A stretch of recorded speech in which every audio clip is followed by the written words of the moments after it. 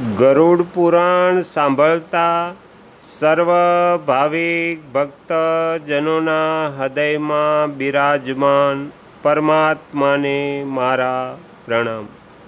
ગરુડ પુરાણના અત્યાર સુધીમાં આપણે 32 ભાગ સાંભળ્યા છે।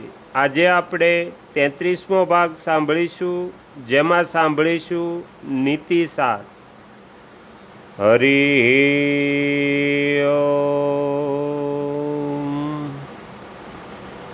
જે મનુષ્ય બુદ્ધિમાન છે તેણે પોતાની સંપત્તિનો ક્ષય, મનનો સંતાપ, ઘરમાં થયેલ દુચરિત્ર, છેતરપિંડી તથા અપમાનની ઘટનાને બીજાની આગળ ઉજાગર ન કરવી જોઈએ। નીચ અને દુર્જન મનુષ્યનું સાનિધ્ય, અતિ વિરહ તથા સન્માન, બીજા પ્રત્યે સ્નેહ અને બીજાના ઘરમાં નિવાસ, આ બધા સ્ત્રીના ઉત્તમ શીલને નષ્ટ કરનારા છે। કોના કુળમાં દોષ નથી, રોગથી કોણ પીડાતું નથી, કોણ દુઃખી નથી અને કોની ધન સંપત્તિઓ શાશ્વત રહી છે।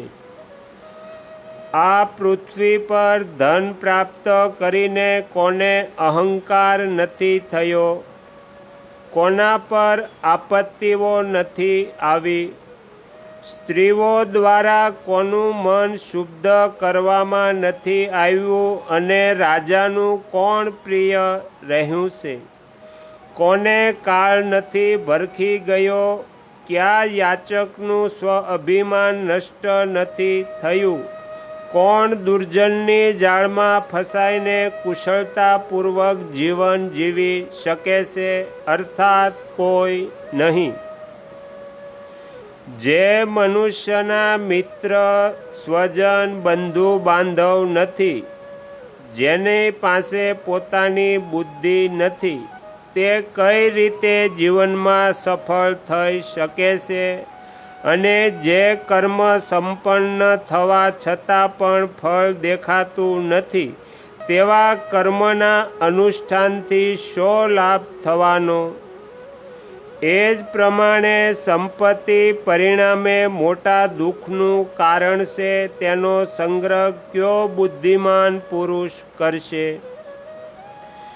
જે સ્થળે વ્યક્તિને સન્માન ન મળે, આદર પણ ન મળે અને બંધુ બાંધવ પણ સુલભ ન હોય તથા વિદ્યા લાભ પણ શક્ય ન હોય, તે સ્થળનો પરિત્યાગ કરી દેવો જોઈએ। જે ધન માટે રાજા કે ચોરનો ભય નથી, જે ધન મૃત્યુ પછી પણ મનુષ્યનો સાથ છોડતું નથી, તે ધનનું ઉપાર્જન કરવું જોઈએ। પ્રાણોને પણ સંકટમાં નાખી દેનારા પરિશ્રમથી જે ધન અર્જિત કરવામાં આવે છે, તે ધનનો તો વારસદારો યથાયોગ્ય વહેંચણી કરીને પોતાના કામમાં લઈ લે છે, પરંતુ પ્રાણોને સંકટમાં નાખીને ધનાર્જન માટે પરિશ્રમ કરનાર વ્યક્તિ ધનના લોભમાં જે પાપ કરે છે, તે પાપ જ તેની થાપણ બનીને તેને નરક યાતના અથવા કુત્સિત યોનિના કારણ બને છે। સંચિત કરેલું તથા ખૂબ વિચારીને સુરક્ષિત રાખેલું કંજૂસનું ધન ઉંદર દ્વારા એકત્રિત કરેલા ધન જેવું છે। આવું ધન દુઃખ આપવા માટે જ હોય છે।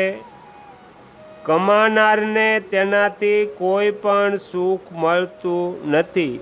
આવી વ્યક્તિ માત્ર ધન ભેગું કરવાથી દુઃખ જ ભોગવે છે। આવી જ વ્યક્તિ બીજા જન્મમાં દરિદ્ર હોવાના કારણે નગ્ન બનીને અનેક પ્રકારના વ્યસનોના ત્રાસથી દુઃખી થઈને આકરા સ્વભાવની થઈ જાય છે તથા હાથમાં ભિક્ષા પાત્ર લઈને ઘેર ઘેર ભિક્ષા માગીને લોકોને જણાવે છે કે દાન ન આપનારને આવું જ ફળ મળે છે. આવા ભિક્ષુક કંઈક આપો, કંઈક આપો આવી વારંવાર યાચના કરતા રહીને સંસારને એવી શિખામણ આપે છે કે દાન ન આપનાર મનુષ્યની આવી જ દશા થાય છે. તમારે પણ મારા જેવી દુર્દશા ન થાય તે માટે તમારે દાન આપવું જોઈએ. કૂપણ પોતાના સંચિત ધન યજ્ઞોમાં વાપરી શકતો નથી અને પોતે માંગીને ભેગું કરેલું ધન ગુણવાનોને પણ આપતો નથી. આવા પ્રકારના કૂપણનું ધન ચોરો અને રાજાને કામમાં આવે છે.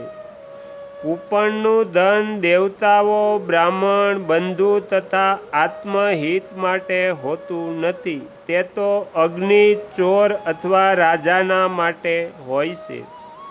ઘણું કષ્ટ વેઠીને અર્જિત કરેલું ધન, અધર્મથી ભેગું કરેલું અથવા શત્રુને સાષ્ટાંગ પ્રણામ કરીને અને આધીન થઈને પ્રાપ્ત કરેલું ધન, આવું ધન કદી પ્રાપ્ત ન થાવો.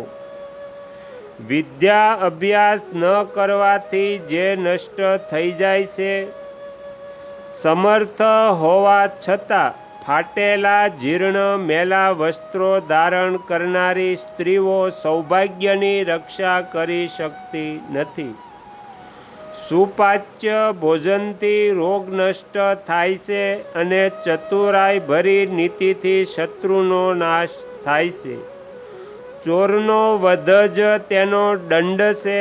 દુષ્ટ મિત્ર માટે ઉચિત દંડ તેની સાથે અલ્પ બોલવું છે. સ્ત્રીઓનો દંડ તેમનાથી અલગ શયન કરવું તથા બ્રાહ્મણ માટે દંડ તેને નિમંત્રણ ન આપવું છે. તો અહીંયા ગરુડ પુરાણનો 33મો ભાગ સમાપ્ત થાય છે અને સાથે સાથે પિતૃપક્ષ, શ્રાદ્ધ પક્ષ પણ સમાપ્ત થાય છે. તો હવે આપણે ગરુડ પુરાણને વિશ્રામ આપીશું અને ગયા વર્ષની નવરાત્રિમાં શ્રીમદ દેવી ભાગવતના આપણે 23 ભાગ સાંભળ્યા હતા. તો હવે નવરાત્રિમાં શારદી નવરાત્રિ શરૂ થાય છે. તો એમાં આપણે દેવી ભાગવતના 24મા ભાગથી શરૂઆત કરીશું. તમે તમારો કિંમતી સમય આપી એકાગ્ર ચિત્તે પ્રસન્નતાપૂર્વક ગરુડ પુરાણ સાંભળ્યું એ બદલ હું આપ સૌનો ખૂબ ખૂબ આભાર વ્યક્ત કરું છું અને આશા પણ રાખું છું કે તમને સાંભળવું ગમ્યું હશે. જો ગમ્યું હોય તો બીજા 5 લોકોને પણ સંભળાવજો. શ્રી સદગુરુ દેવની જય. આગળના વિડીયો જોવા માટે આ ચેનલને સબસ્ક્રાઈબ કરો અને જો આ વિડીયો પસંદ આવ્યો હોય તો લાઈક કરો.